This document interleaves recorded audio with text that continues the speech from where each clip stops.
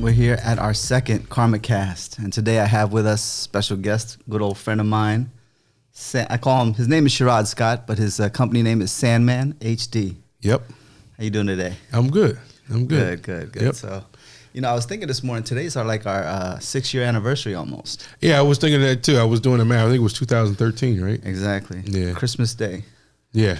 Yep. I think I was working. I met him. This guy is you talk about grind and hustle. This guy was working Christmas Day, putting in a TV set for my brother on top of a chimney, just like this, Right. But it was all stone chimney. Right. From top to bottom, he's putting in a TV set. My brother's like, I'll be over in a little bit. I got to get something done at his new house. I'm like, this guy's working on his Christmas Day. That was before the baby, though. I can't work on Christmas now, though. I'll get some pushback. Right. Yeah. So let's go back to your name for a second, Sandman. I mean, I never knew what Sandman meant. And there's that song, Mr. Sandman, bring me a drink. Right. I mean, I thought it always said bring me a drink because I wanted the drink, but it's bring me a dream, huh? Yeah, bring me a dream. Bring me a dream. So what happened? How'd you come up with that name? What it pull for you? I'll give you the short story behind it. So, I was working at the cable company, didn't have KarmaKast? At the time it was RCN. Oh. RCN. And they were doing broadband communication way before Comcast. And just having a problem making ends meet. I mean, I had student loans, I had, car, apartment, So I was like, I got all these other skills. I might as well start using them. So I when you say other skills, what, just construction, electrical. Well, I used to do automotive, but I gave up on that. But I had a lot more to offer than I was doing working at this company, which is a good company. At the company, you were basically doing installs? Yeah, I was installing cable and troubleshooting cable, yep. And one day I just started drawing a picture because there's a small part of me that's an artist. And it was a cat on the moon, sleep. And I said, I'm going to call him Sandman. And I just started going with that, and it was like Sandman, quality of service you dream of. So the quality of service you dream of. And just working for so many different companies before starting that, I could see where the holes in service were. Oftentimes, a lot of the bigger companies care more about the shareholders than they care about the customer. Right. That's important. You found a vacuum or found a need and you filled it. Right. Oh yeah. Well, that's part of business. You have to. That's a big thing. Find a niche and find a problem and fix it, and that's your superpowers once you solve that problem. So what happened then? So how'd you make the leap? Or when were you ready to make the leap? Or how? It's a funny thing because you always meet these people that say, I can do this for you, I can do that for you. I was already prepping to leave the company, but I didn't quite know how it was going to happen. Right. But I was like, I knew this is not my end here. So I let my car go back to the bank. I had a Cadillac at the time. Let that go back to the bank, and I had a truck that I bought off. You say you let it, you just voluntarily let it, or you just like, I'm not paying this no. Yeah, well, it was I was 19. Right. I bought I had a note on a used car, on a used Cadillac, which is, after a while, certain cars aren't meant to be. They don't make good used cars. You know what I mean? Right. So between the bill, the car payment, the maintenance of the car, and all my other expenses, I was like, I can't move forward holding on to this car. Right. Very good. So let the car go. Found a truck on eBay at the time when most people weren't buying cars from online. I found this F-150 that I later on found out that it had water damage, but it was so cheap I took it. But I mean, there's a whole lot of stories with that too. But that's basically. And so then after I bought the truck, I had magnets on it. I parked around the corner so my boss wouldn't see it. You know what I mean? So the magnets are what, Sandman? Yeah, the bag said Sandman on the back. I had my phone number and stuff like that. So I would park the truck like 3 blocks away from the job, so nobody could know what I was doing. Right. And one day I got done work early and I hadn't going back to the office yet. And there was this guy sitting outside with like 200 DirecTV cable boxes. So I said to him, hey man, let me get a box. And we laughed and we started talking a little bit. And he said, yeah, how long you been working for the cable company? So I said, well, I've been doing cable for, at the time, it had been a couple years, 2 or 3 years, straight out of high school. And he said, I got a buddy with a contract. He installs home theater systems. He needs some help. That's your thing. That's how I met you. Yeah. So I was like, all right, whatever. Here's my card. I don't really take people serious. A month later, after I completely forgot about it, the guy called. And we went out. I did a job with him that weekend. He paid me more than he paid me my whole paycheck in a day. So I was like, had me scratching my head. So the next weekend, the following weekend, we went out again. He said, when you going to quit your job and work for me? Right. Now my heart sped up a little bit because, I was, at the time I had to been up to probably 22 years old. I was making $50,000 a year. That's pretty decent for a 22-year-old that didn't go to college. Right. I said, you know what? I'm going to do it. When I went and gave my boss my 2 weeks notice and they laughed at me. They said, where you going? Where you going that's better than this? We're taking care of you here. And I said, yeah, I know, but you're gonna jump off the plantation. I gotta try something different. You know what I mean? I got more to offer. And it's been 15 years now. And I'm still here. So sometimes you just gotta jump. You gotta jump. Now I can't say I'll do that now at 39 That's years good old. that somebody came along, it was a bridge and they showed you the way. So what happened? Did you work with that person for a while or what? We still in touch. Now that I've migrated also into kitchen and baths, he runs the plant for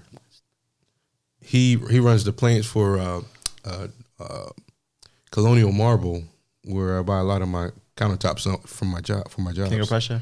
King of Prussia, yep. Okay. Yeah, the guy is the operations manager. So me and him are still in touch. So you worked with him for a while then, before you went independent? Oh, okay. So the contract was with Circuit City. Circuit City went under. Oh, okay. So he and I both had to find something else to do. I got you. He didn't have a website. I had a website, and I was at the times like 06, 07 when the economy was tanking, and that's how I was getting business because I had a website. Right. So and the residual clients from the contract that we had, because oftentimes we go back to service. You rather the client call you than to call the company and complain about you. So they would still call after Circuit City you had went the under. leads. You had the fresh leads. Then. Oh, right, I had leads coming too. But after a while, that fizzled out too, and I had to reinvent myself again. But so a lot of people talk about entrepreneurship and the hustle, and they make it sound very, very glamorous. But there's that other side that a lot of people don't talk about and share about. Yeah. Yeah. My experience has been that you can't do it for the money. A lot of people think they're going to do it for the money and get rich real quick. It's got to be something somewhere deep inside you're passionate about it. You're passionate, right? Right. If you do it for the money, sometimes the money's not there. It just so happens I love electronics and work with my hands, but I was also the kid that took my toys apart. That reminds me of one of my favorite lines is from Khalil Gibran. He said, "Work is love made visible." Okay. So if you're making your love made visible, that's work. Okay. That's like that's where that type of passion is what we're talking about. Right. Pouring your love out into what you're doing. Right. I always say I don't have a job. I have a hobby that pays me. Right. Do what you love. That whole thing. Remember that thing back in the day? Do what you love, the money will follow. Yeah. Sometimes you have to tell me to go home, right? I remember the first time you were at my house, we were working and I just got the house. Luckily I lived right around the corner from the other house. I'm like, it's 11 o'clock. Aren't you going to go home at some point? Yeah. I call him. I don't know if it's okay to say this, but I call you my Black MacGyver, man, because he'll figure out some stuff. He'll figure out some stuff, man. Yeah. I'm the Dundada. I love figuring out problems. I love figuring out a way. But sometimes you give me problems that nobody can help me with, that I can't find a solution to in a book, tech support. Nobody can help me. I have to sit down and really brainstorm this, because that's one thing that's special about our relationship is that, see, I'm used to being an alpha everywhere I go, but Pinkaj is a more alpha than me, because he's the guy that's pulling me. He's the guy that's pulling me, saying, I wanted to do this, and this. And I'm like, I've never seen it before, which that would scare some people away because, hey, I don't know how to do that. Right. But I make it a point to be at least knowledgeable enough to know what direction to go into or who to call or what product I can manipulate to get the outcome, because some of the stuff you're asking me to do is not easy. Right. You know what I mean? I mean, the first biggest project we had, I mean, you did a lot of stuff here around the house, but the big project was that King Street Commons. Yeah. That building. Yeah. That building there was... You probably spent more time inside that building or the regular than I did. I mean, back in the day, I used to manage it myself, but yeah, you were like spending more time in there than I was. I'm in the office, but you're like in the hallways of this high-rise building. Right. And so you're getting the look, the feel, and the experience of pretty much everything that's going on there. Mm-hmm, mm-hmm. Well, so King Street Commons is, I wouldn't call it low-income housing. It's more so people in King Street, it's not a luxury building. So even though you might rent out a building to a girl who's a nurse and is doing pretty well, she might bring somebody in that's like destructive. You know what I mean? And some of those people are kind of floating in there. So when I was working in there, it reminded me of being back in high school because I went into school in inner city. You know what I mean? Mm-hmm. And I know how these people think. So that was that aspect of just being aware of your surroundings. The other aspect was that was the biggest and also the biggest commercial job I had ever done at that time. I'm sure. It's like 40-something cameras, I think. And at the end. So it's a 7-story high-rise, just to give a little bit of background. So Pottstown, Pennsylvania. Right. And just on the investor side, let me just give a little information before we go further. Yeah. So on the investor side of things, King Street Commons was a foreclosed property. Okay. We got it in around 2000. We bought it right from the bank. It had 96 units in it originally. And out of the 96, I think maybe 20 were occupied. What? So a building like that, you can only buy it cash. You can't finance it. You can't, get a thing. So it was $2 million cash. Now we've had it for almost 20 years. Slow and steady. We've been constantly, I mean, there's no debt on the property. How much? And it's worth about 5-6 times what we paid for it. How much? You said it was 20 people, 20 units occupied. Right. So how much is the vacancy now? Now we have 156 apartments there because we added 2 floors. The 3rd floor and the 4th floor were vacant, empty commercial space that they had a fire and it was just sitting vacant. So we added 60 units on top of the 96 units there. So before they only had 5, 6, and 7 floors were occupied apartments. 3rd and 4th floor were originally commercial space, but it was just sitting vacant. So we had that untapped potential there. We added 30 apartments on each floor. So that added the unit count to 156. There's some commercial downstairs, And, the occupancy stays in like 90% range. Wow. That's a lot of work. But Pottstown's a rough city, you know what I mean? Pottstown, hopefully now there's speculation and there's like some kind of, we've been there for 20 years, but now there's kind of like, people are talking about revitalization, and talking about revival. And if it hits, then we're right. We're prime, because we're already making the renovations. You know what I mean? We're spending a lot of money fixing it up now. Before I wouldn't be able to put too much into it because I put your heart into it, and then people would just mess it up. Okay, you know what I mean? So I was just like, man, Pottstown, what? And I would shake my head. Then I came to a point where I just a couple years ago where I'm like, I'm not going to make that excuse anymore that this is Pottstown. Okay, and that's when I started putting more money. That's when we started doing the cameras. Started doing those, doing the major capital improvements there. Yeah. So go ahead. I'm sorry. So, is already mentioned Bellevue? Yeah. So how did Pottstown, that King Street, that complex, how does that help you along with Bellevue, which is something that's kind of along the same lines? Well, the one thing that King Street, after having so much experience with King Street, I kind of try to stay away from high-rise buildings. Oh, really? Okay. Okay. Now, this deal that we just did had 2 high-rise buildings. One's even huge, twice the size the size of King Street. Yeah. River Plaza, the first one I had you do, is twice the size of King. Yeah. But now there's, I don't mind the high-rise buildings. Okay. They work. Okay.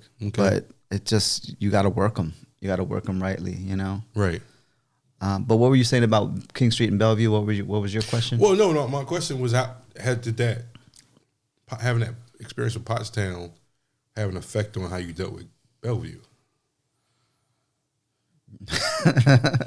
Well, when I got this deal in Harrisburg, when we got this deal, there were so many there wasn't just one property. It was 5 properties.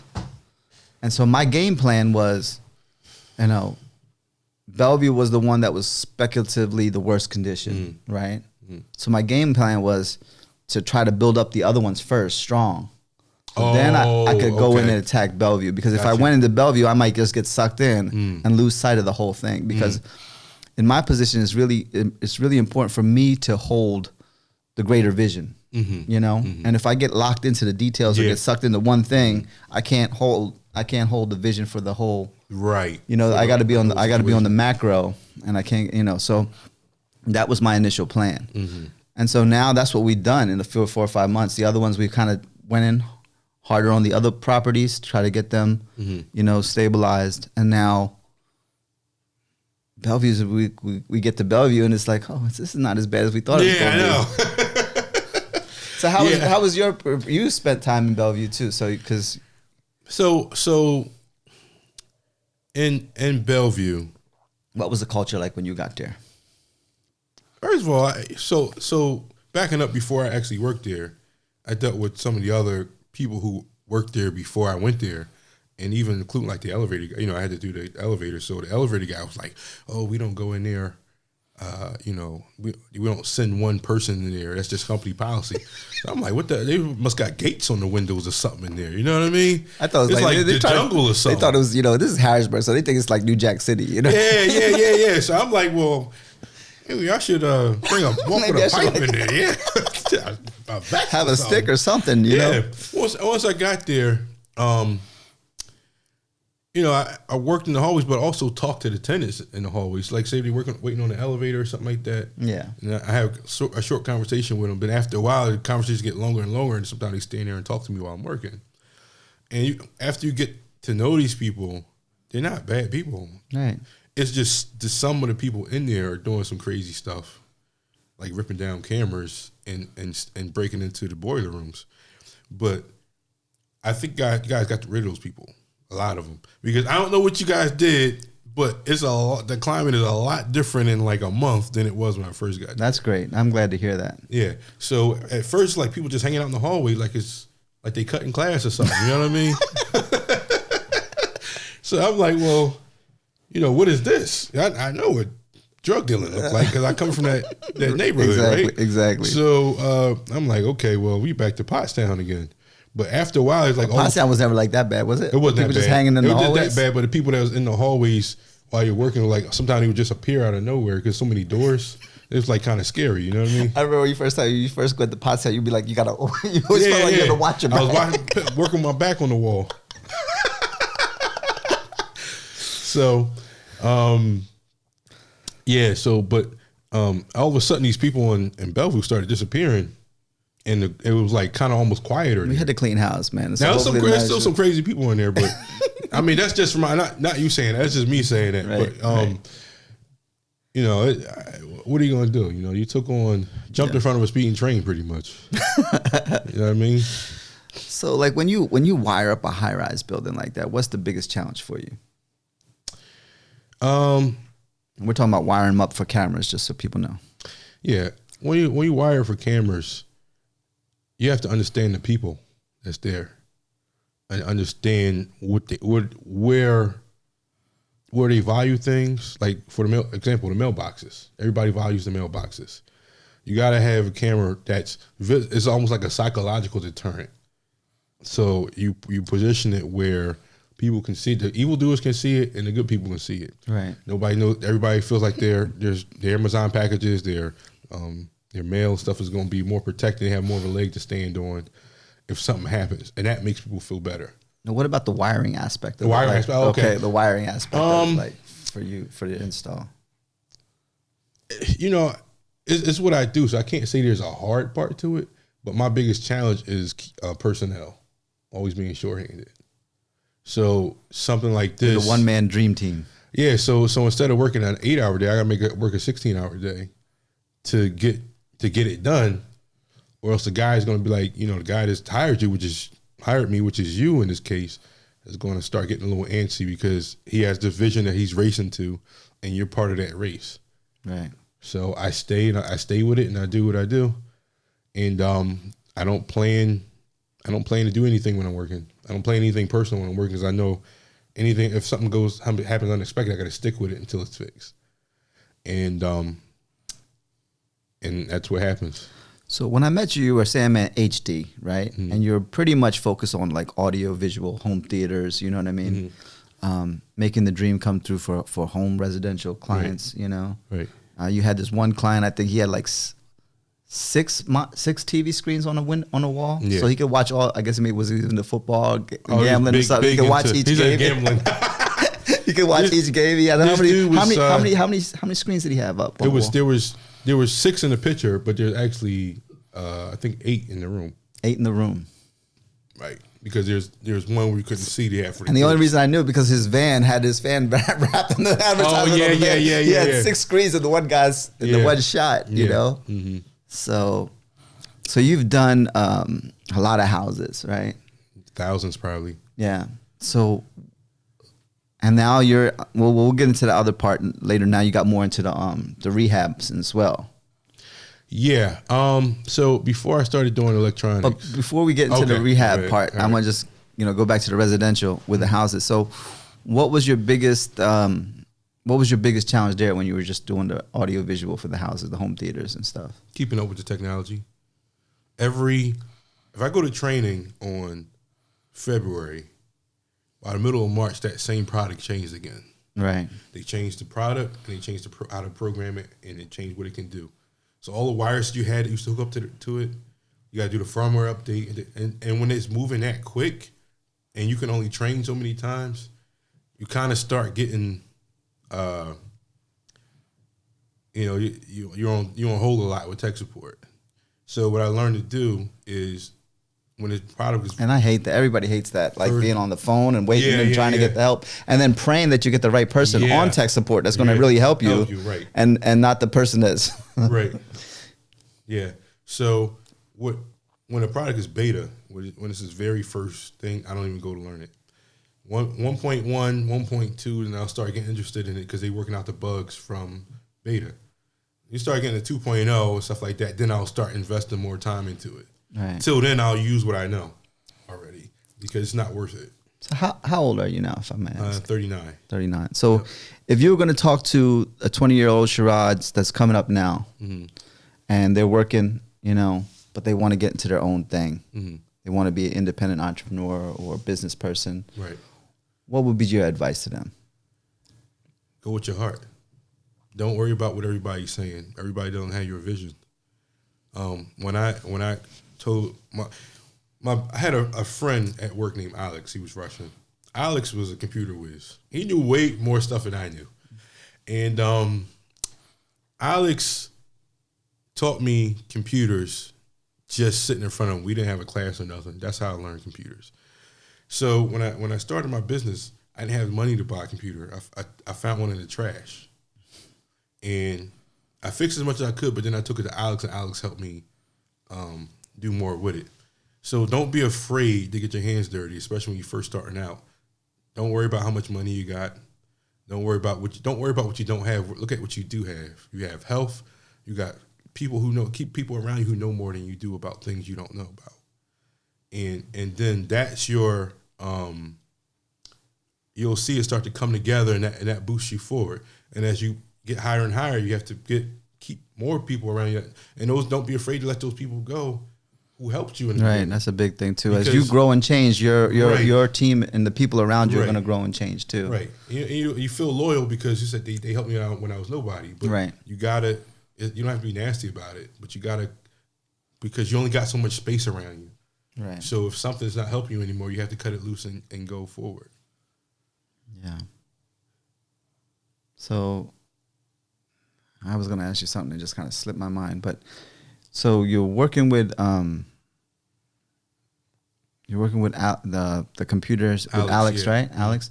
So what happened to Alex? Did he stay a worker bee, or did he kind of also come out? Alex was that was a kind of. If I was 19, 20 years old, Alex was closer to 40. Okay. So he was a worker bee type. He is a worker type bee type, right? Yeah, he had a family. He had 3 kids at the time, and a wife. So he stayed with the. And that's the other thing that's very important. You know, some people are geared towards being, you know, independent and business people, but some people are very much geared towards, you know, having that good job, you know, and working, and that's good too. Okay. You know what I mean? Like society needs both. Everybody can't be one or the other. And a lot of times people feel like they have to be, you know, the other thing. When people need to find what's true to them. Right. They got to be true to themselves. Yes.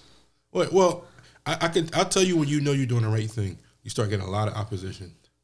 People start saying, you can't do this, you can't do that. Oh, what about this? What you gonna do when this happens? What you gonna do? You start doing that, then you know you're going in the right direction. Right. And that's what happens initially when you're about to make any change. You're going to feel the opposition, but that opposition externally from other people is really your own opposition. You know, they're just a mirror of your own opposition within you, because you really have to face your own opposition inside. Right. The biggest hurdle that I have to surpass or get over is what's going on here.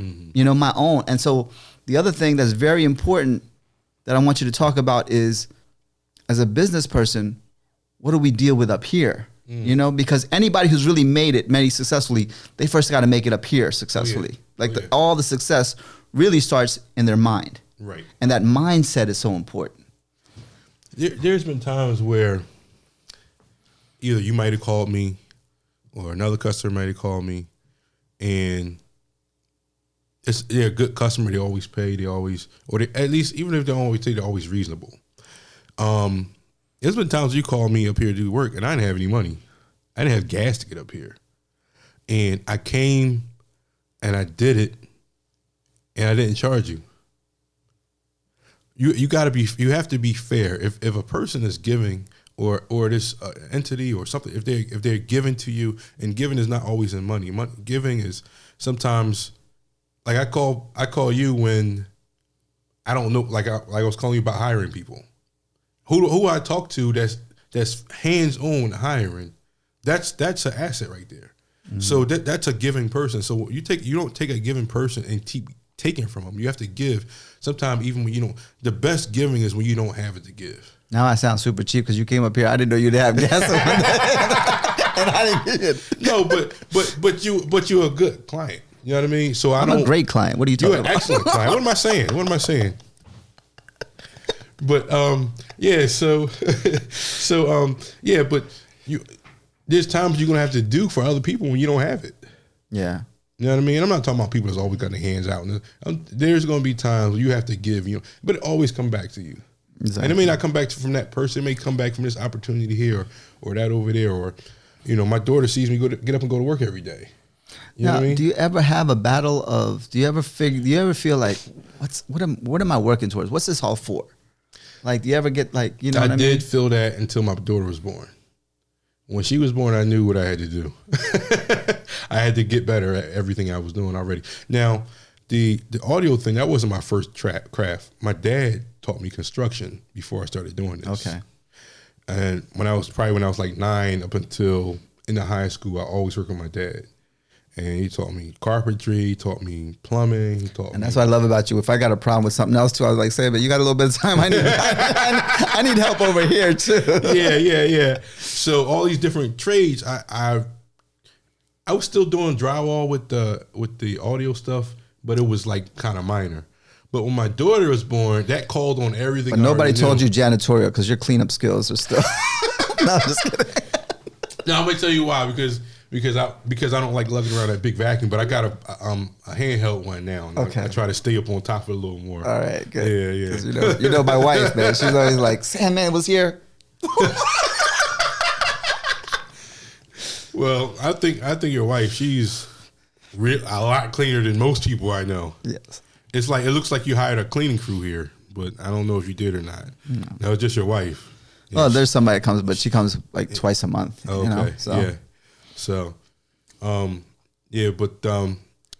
so when my daughter was born, I was just like, I knew I had to do more. and it's all the stuff I didn't want to do because my dad was like, I felt like my dad wanted to make me perfect, and I didn't want to be perfect. I just wanted to be me. But when my daughter came, I was like, okay, what am I going to do now? And I wasn't even thinking I knew all this other stuff. But I was like, I'm sitting in a room that I remodeled myself. And I'm like, what am I going to do now? You know, I got a mouth to feed. I got, you know, because if with audio, if you have a bad week or something like that, you like, whatever. I eat a peanut butter and jelly sandwich to keep it moving. Right. But now with her here, well, she needed diapers, like she needed stuff constantly. Right. So I started going back into the construction thing, but this time I had audio video to go with it. Right. So you'll notice if you go on my Instagram page, a lot of my projects have some kind of electronics, whether it's electronic lighting, some speakers, something in there is electronic because that's what I am all in the one. So my purpose is a creator. I create. So are you up on the LED stuff now? Because remember I tried to get you to the LED before. Remember I showed you what I got done. You know, so is that like a big thing now? People are requesting that kind of stuff with the LED lights and it can change colors and all that. Yeah. So the LED now back then, I was still I'll do speakers. I don't really want to do nothing else, right? Right. I was still like kind of not mad at my dad, but like rebelling. You know what I mean? But thank God, Dad. Got those skills into you. Yeah. You know? Yeah. He showed you the way. The lights right now, LEDs do so much. You got LED strips, you got addressable strips. Like the addressable strips, you know that your brother got those that up in his bedroom, the lights that look like they're running around the ceiling. It was addressable strip. So whereas the LEDs flash, you can have an addressable strip that you can make it do other things. And if you line them up, you can make a picture. So they're a lot more elaborate. Yeah, but that's constantly changing. After that, what you had in the basement, I did start to get into it more, right? Because I was like, damn, this is hot. Yes. Yeah. Change the whole aura, and then like again. Because I know, like now, a lot of the high end houses, they can go in and just say, hey, hey Alexa, or hey Google, give me red lights, and everything in the house just turns to a different color. Yeah. Yeah. And more things are moving more towards the voice activation stuff too, because before everything I got you do with homes like RTI system was all button and remote. Yeah. Now it's moving towards like, on the high end stuff. It hasn't hit. See the Alexa and the Google Home. They pioneered the AI. They pioneered artificial AI stuff. I think I don't know this for sure, but I think they're going to start moving that way. But so any product that is going to interact with voice has to go through one of these products. Even the printer I just bought recently for my office, the HP printer is like, you can use Alexa with it. Mm-hmm. I'm not using Alexa because I don't even have Alexa in my office, but so I guess you can say, hey Alexa, print out my time sheet. I don't know. Yeah, I know, right? But I learned that anytime with electronics, they're not all innocent. Anytime you gain convenience, there's something else you lose. And the one thing I learned from you back in the day, and it still holds to this day, wired is always better than wireless in a lot of ways. I believe so. Yeah. Even though Sonos, the speakers have really toggled that concept. Even with wireless charging, my wired one, plug it in, it's charged. The wireless one takes forever. You know. Okay, I never used. So I mean, obviously, with Wi-Fi, it's become such a huge tool. You know what I mean? And we can't. That in that way, it's very, very freeing. But in a lot of technology ways with audio and things of that nature, if you can wire that thing in and hide the wires and get do that, that's much better than having it wireless because it just stays. I believe so. I mean, it stays solid. It stays solid. When things start getting more convenient, you're probably losing some kind of quality. Right. So sometimes something a little more, you got to touch a button or something like that. It might be more quality and more cohesiveness there than something that's real simple, really easy to use. So we're approaching the end of the year. What's your game plan for 2020? I gotta address my fears. Nice. I gotta address my fear because I've been putting off. People are my nemesis. I've learned electronics. I can speak that language. With people, I'll have a hard time with that. So it's probably one of the reasons why my business hadn't grown much because, haven't grown as far as like personnel. The other side of it is marketing. I've done tens of thousands in the marketing, and these places aren't yielding results. So once I find that right marketing plan that works for me, I'm on it. because you need that to keep the people busy. So are you using social media now? So that you just sent me a link. I think the other day I hadn't gotten a chance to get into it about some social media type of promotion. Because everybody's attention is on social media. Yeah, you know, and I think the whole marketing game has changed, and people are still trying to do like what have you tried that hasn't really produced results to you marketing wise? I can't. I started doing Facebook ads. Okay. For construction, and I did get clientele, did pay the bills. Okay. But it's not as simple as it sounds. Just running an ad. Exactly. What I learned is that different parts of the week, different parts of the year, different. You know, there's timing for everything, and that's the part that nobody can teach you, because depending on what your product is. So for now, I can run a kitchen ad in February because March, April, May, June, July, those are building months. But if I run a kitchen ad in November, I'm not gonna get anything from it. But I didn't know that before I spent $3,000-$4,000 on ads. You know what I mean? So it's an expensive process for me unless you got the money to pay somebody that's just really good at it, which I don't have. And then when there's so many people out there that say they'll help you in your business, but you don't know. Right. You don't know what they're really going to achieve for you, really, a lot of times. Half of the people. Because there's everybody and their mother now can help you with your business online. Oh, yeah. Oh, yeah. Yeah, and then when nothing happens, well, I didn't say it was guaranteed, and it's the most unfair feeling thing. This has probably not happened to you, but you know, because you're so busy working all the time in the field doing stuff. Yeah. But did you ever get suckered into these courses that people sell? Like you can sit home in your underwear and make like, you know, $50,000 a day or something like that. Or, you know what I mean? The way that ring sounds to me, I've always been skeptical of that. What I did get suckered into was the marketing people saying, hey, you know, if you're not running ads, you're going to go out of business in the next year. You know, if you're not, because what I didn't, you know, I had this website I got in 2010. See, I didn't know much about SEO work and stuff like that. I'm a little bit more, I can feel it more than I could before, but before it was just a foreign language. You know what you really have to do? You have to work the people that you already have the relationships with. Not work them as in like, you know, and get over on them, but that's your best advertising. Yeah. Word of mouth advertising, and the people that you've really taken care of, that you built relationships with, they're you know, referrals and those type of things, is still, I think, even to this day, the number one way to build a business. I think that relationship advertising. Anything great takes time. Exactly. There's no quick anything. Right. And to what you said, that's the reason I'm still in business, because the people I have work for, word of mouth is what keeps me going. And also, I've learned to use Instagram as a word of mouth. Right. And that's it does help. It keeps people. You stay. The thing about email marketing, people get so many inbox. I'm sorry, they get so many emails in their inbox. What makes yours stand out? Only thing you got is a subject line. If you come up with nothing. Now everybody deletes their emails, right? I don't have time to read all those emails. Who does got the time? Right. So it's like the grabbing their attention through social media or something like that. That's you want to be on there. Like a person wants to be on there. People are on there like they're smoking crack. Yeah. You know, they want to be on there or not. They're programmed to just go on their phone all the time. Studies that show that it shoots the same dopamine into your receptor as crack. Oh my God. It's the same thing. I got it bad. I got it bad. I need help. Can I get some help? Oh man, yeah. So with Instagram, I'm saying Instagram because I think Facebook is a different. If you're going after older people, you should use Facebook. But I think Instagram helps you stay in front of people. Whether they want to open your email or not. And now the new thing you got to get on, if you ain't got on yet, TikTok. Ride that wave now. Before I haven't figured out what is that. It looks like a recording.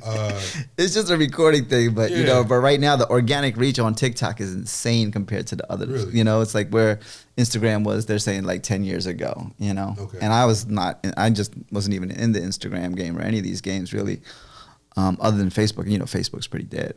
Yeah. You know, as far as. Like some of the people that missed the wave of what was that one where you can put a video and it disappears? Snapchat, and they, like there's a group, like I'm an '80s baby, and like I missed that wave. Somebody had to get me into Instagram, or get me off of Facebook. Right. So that's why I say like Facebook is like the people that's probably a little more stable in life, and there's a market. But even Facebook was started from college kids. Yeah. You know, and like everything starts with the kids now, and then people like, oh, that's a kids app. Nobody wants, you know, they just dancing and making funny things and stuff like. Even my kids, I started TikTok a while back, just experimenting with it, learning the app, so to speak. My kids are like, "What are you doing on TikTok?" You know, they're high school kids. They think they know everything. You know, what are you doing? That's not what TikTok's for. Yeah. Okay. I seen a video. You keep talking. You'll see. You keep talking. I'll show you what it's for. Because, you know, I wasn't into that stuff before at all. But now I'm just like, you know, getting into the whole media thing and getting into, you know, getting out, putting it out there. Right. Putting out content, you know.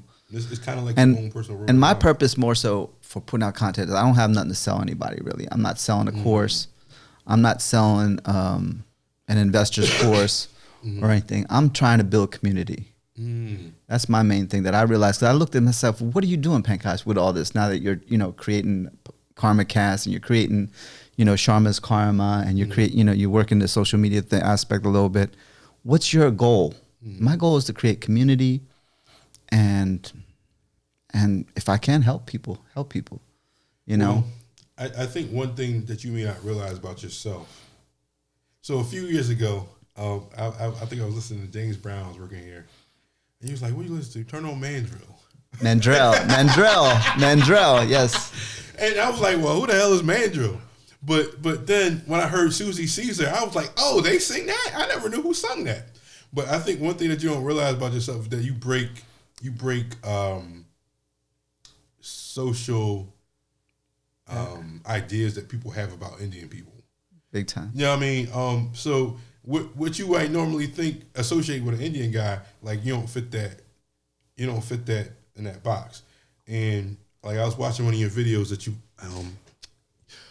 were talking about you and your dad, and you know your dad first starting out, and then I don't even think like you realize it, but some of the stuff that you're saying in the video, if somebody's looking, like maybe somebody's working at a job right now, and they're thinking about quitting their job and working on their own, starting their own business, like that, those words that you're saying are empowering to somebody like that may not have that positivity or that train of thought or anywhere around them. So seeing a guy, I mean, can we keep it real? Like we live in a country where the majority of people are white. And are you sure? Well, maybe not now, but historically, yes.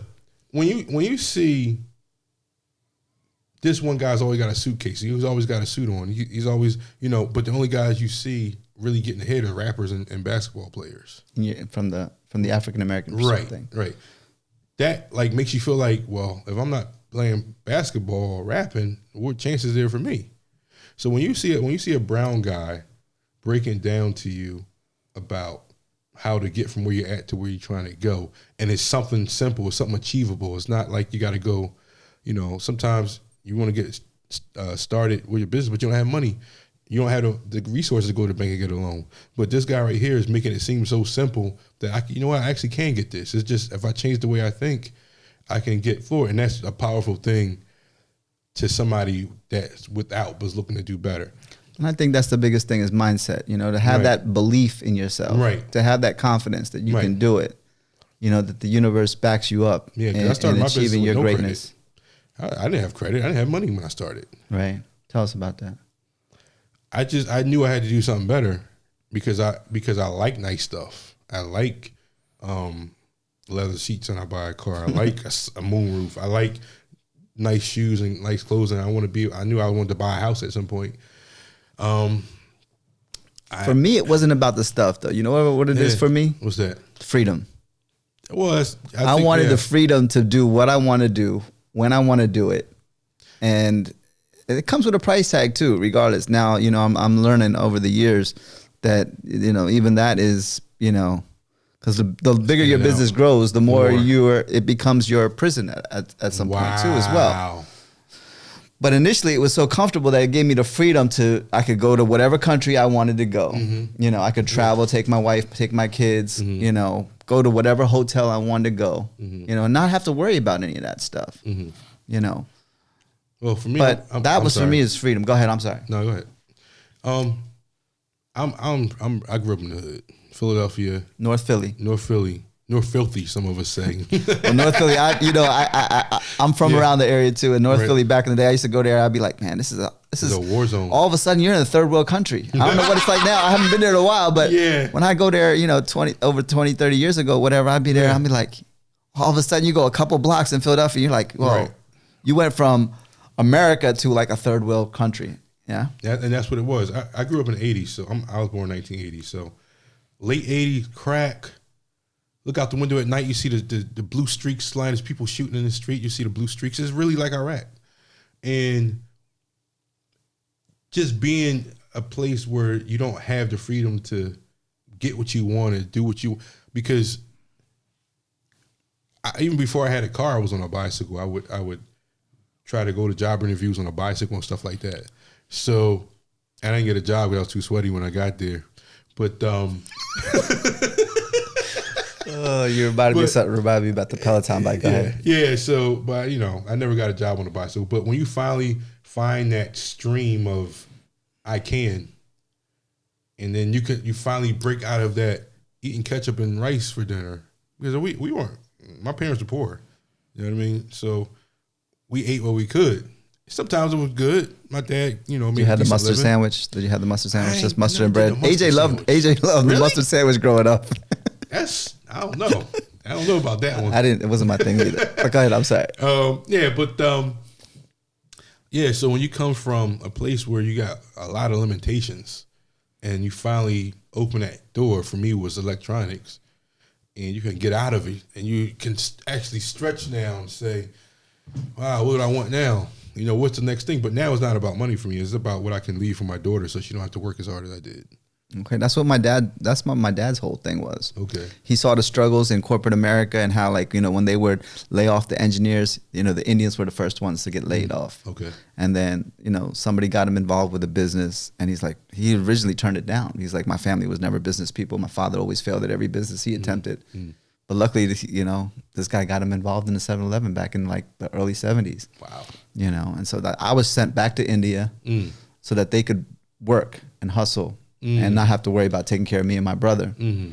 So it was quite traumatic for me being 5-6 years old and all of a sudden shipped to a foreign country and seeing what the heck. I came out the airport. I was in the airport, man, seeing like all these big birds flying in the airport and stuff. I'm looking, and then I see about somewhere between 10 and 20 people come up to me that are relatives of mine that I've never met before in my life. Wow. And I'm like 5-6 years old. Oh, you flew back by yourself? Yeah. Wow. Me and my brother was sent in a plane back, and the air hostess was great. They took great care of me. But once I got off that plane and they got me through the immigration, and here I am with my family, and I'm like, oh. And then I'm in the roads and I'm seeing like all this whole new world that I'm in, right? But when I got back to their house, and then the reality set home, like, you are very far away from your parents and you must have did something really bad because you ain't gonna see them no time soon. Right. And I was in shock. That clears up some things, because I used to say, how are you and your brother? I'm like, how are they so cultivated to India but yet Americanized? Now it makes sense. He was born here. I came here when I was real small. Okay. But then I went back for that period of time. Then I came back when I was, around. So it makes sense. Grade. So you're not completely Americanized in all of your culture. You were, for a time you were. But we were raised American, pretty much. Right.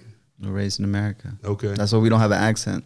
Right. But most people, according to sociology, most people, if after 6 years old, your accent is set in. So if you leave, people who come here usually when they're after 6, they'll still have somewhat of an accent. Yeah. But now people get over that. But we have no accent. But I can talk like accent and all that. No problem for me. This type of thing. Okay. But yeah. So 2020, I asked you, what's your thing? You said overcome your fears, and the nemesis is with people. But what is it with people? I don't understand them. I could look at that keypad. I could say, I had a trainer. Can I curse? Yeah, once it's okay, I guess, right? We're not monetized anyway, so who gives? Right.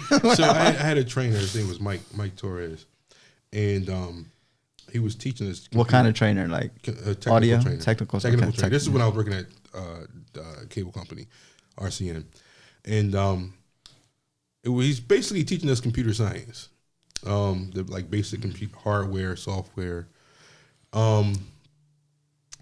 He had this saying. He wrote these letters on the board, RTMFS, right? He said, "Can anybody tell me what this means?" He's Puerto Rican, so he kind of he's not rough because he's Puerto Rican, but he's a rough Puerto Rican dude. And he's like, "Anybody tell me what this means?" Like, oh, was it day of the week? I don't know, right? So he said, "Read the motherfucking screen." He said, "Anytime you have a problem with a computer or any electronic device, read the screen. It's telling you what the problem is." And to the day, I still use that. The screen is always telling you what's going on. You just have to get in a quiet place in your mind and realize what it's saying. So I don't know where I was going. Where was I going with that? I don't know. But no. Oh, so you were saying like so I understand electronics. Right. They talk to me. And I know that sounds kind of corny. That's why you're my MacGyver. That's why you're my MacGyver. I know, right? The black MacGyver. People don't understand. I'm sorry. People I don't understand. I can't look at them and understand them like I understand electronic device. Well, I've never picked that up. Like I've known you for a bunch of years and I've never picked that. I've always felt like I've been able to relate to you very openly and naturally, and never felt like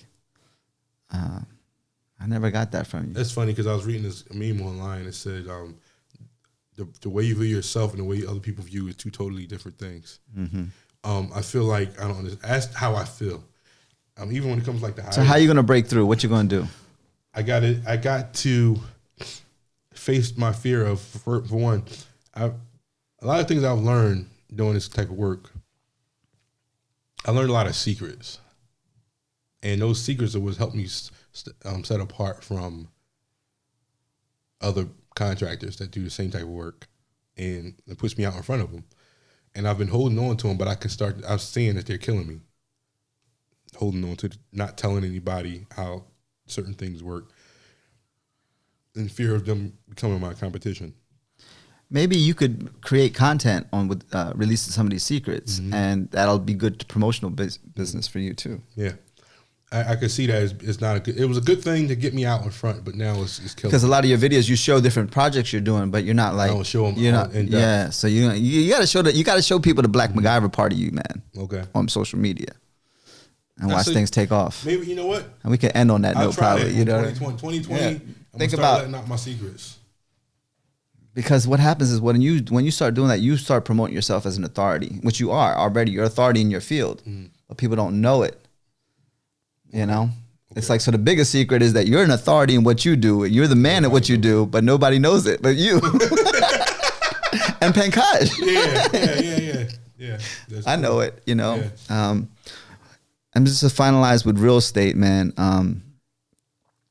You got a house.